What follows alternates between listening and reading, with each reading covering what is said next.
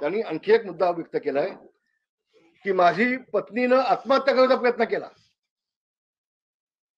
हे आमच्या किती मुळा होतो बघा, याची बायका, मुलं, बाप, मुली, मुलगा, या सगळ्यांच्या कंपन्या काढल्यात नावानं. यांचे धंदे आहेत हे.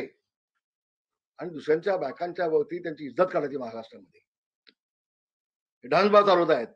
मंत्र्याची आई, तिला बदनाम करायचं. आत्महत्या करत होती, तिला बदनाम करायचं. हे पाप आहे, पाप. माझी मुलगी होती त्यावेळेला, ती लहान होती. आता मोठी लग्न झाली, लहान होती, ती होती त्यावेळेला तिथं. आणि मी झोपलो होतो, आम्ही दोघेच होतो. आणि मुलगी माझी. मुलीने मला उठवलं, बाप्पा आई आई आई आई आई आई किती चालते. मग मी धावत गेलो. हे हात अजून माझे बघा भाजलेले हात आहेत. मी 2 हंडे पाणी घेतलं, तिच्यावरती उठलं आणि आम्ही जसलोकला आलो. सोनी एक खुर्ची बसायला द्यायची, इथे जा इथे, इथे जा इथे, खुर्ची का नाही इथे. ही माझी मिसेस ज्योती रामदास कदम.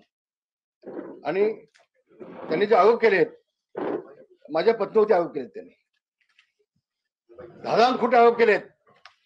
आमच्या घरची इज्जत त्यांनी आज काढले महाराष्ट्रामध्ये.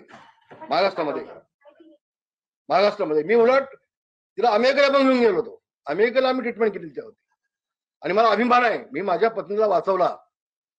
बाळासाहेब 2दा आले होते जसलोकमध्ये, 2दा मनोज जोशी आले होते. आणि हा नालायक माणूस, हा नीच माणूस, महानीच माणूस, हा आमच्यावर धारान खोटे आरोप करतोय. नाकोटच करा, कसली तुझी नाकोट झाली पाहिजे. बोल सांग. जे काल त्यांनी आरोप केले, एक मिनिट.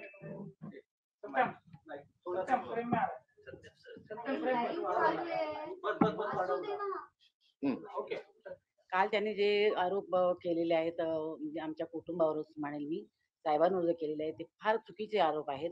1993ला जे माझं ऍक्सिडेंट झालं ते स्टोनही झालेलं आहे. आणि तेव्हा असं काही नव्हतं, आमच्याकडे गॅस लाईन आहे, आमच्याकडे सिलेंडर आहेत. आम्ही एवढे श्रीमंत नव्हतोच आम्ही तेव्हा.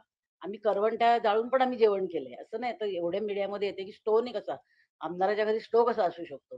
ते स्टोव होते आणि गॅस पण होता, स्टोअर पण करत होत्या बायका त्यावेळेला. आणि ते मी करत होते. आणि मी उभे असताना माझा पदर त्या स्टोववरती पडला आणि त्यामुळे तो मी असं हे करताना स्टोव उडाल्यानंतर तो स्फोट झाला आणि त्याच्यातही मी भाजले. आणि मग तशीच गाडी करून आम्ही खेडून जसलोकला आलो. आधी आम्ही ते पण आलो, कांदिवलीच्या हॉस्पिटलमध्ये आलो. कांदिवलीवरून सांगितलं की डायरेक्ट तुम्ही जसलोकला घेऊन जा.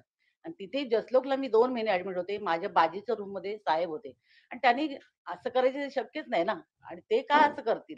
आणि वाचवाय, मग असं केलं असं ते वाचवायचा प्रयत्न करणार नाही ना. आणि मी अमेरिकेपासून त्यांनी फिरलं, असं नाही की असं हे केलं. आणि स्वतः त्यांनी वाचवताना त्यांचा हात पण भाजलेला आहे. आणि हे असं हे राजकारण फार म्हणजे चुकीचं. मी आज पहिल्यांदा तुमच्या मीडिया समोर आले. मी कधी मला हे राजकारण कधी माहित नव्हतं. कधीच आम्ही त्यांच्या घरात चर्चा करतो. पण आज मुलगा झाला किंवा हे झाले, हे असं करणं फार चुकीचं वाटतंय मला. म्हणून मग मी आज सांगितलं मी बोलते. मला यायचं होतं मीडिया समोर, मी आले. आता त्या प्रतिक्रिया येतील की आता बायकोला आणली नीट आणि हे केलं. पण हे चुकीचं आहे. मला सांगावंच वाटलं म्हणून मी सांगते.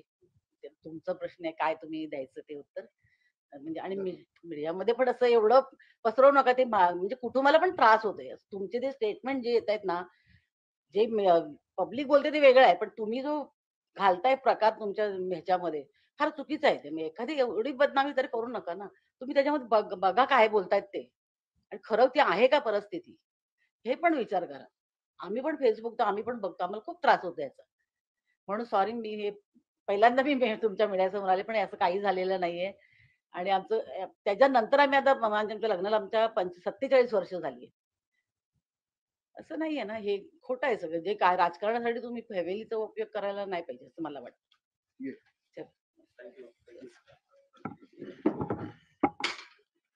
काय म्हटली, राजकारण करण्यासाठी तुम्ही दुसऱ्यांच्या फॅमिलीचा विचार करता. तुम्ही फॅमिलीला घेतायच मग तुमची राजकीय पुढे बाजू घेण्यासाठी. आणि हे भोगायला लागते अनिल परबला. मी माझी मिसेस अनिल परबच्या विरोधामध्ये न्यायालयात जाणार. त्यांनी नाहक आमची बदनामी केली, माझ्या पत्नीची बदनामी केली, नाहक बदनामी केली.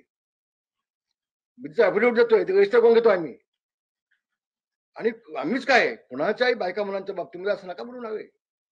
हा कुठला प्रकार काढला तुम्ही नवीन. हे एखाद्या बाईला तुम्ही बदनामच करून टाकली, तिला आत्महत्याच करत होते ती कशासाठी. राजकीय पुढे भंगासाठी, म्हणजे उद्धव ठाकरे खुश करण्यासाठी काय? बाळासाहेबांनी हे शिकवलं का तुला?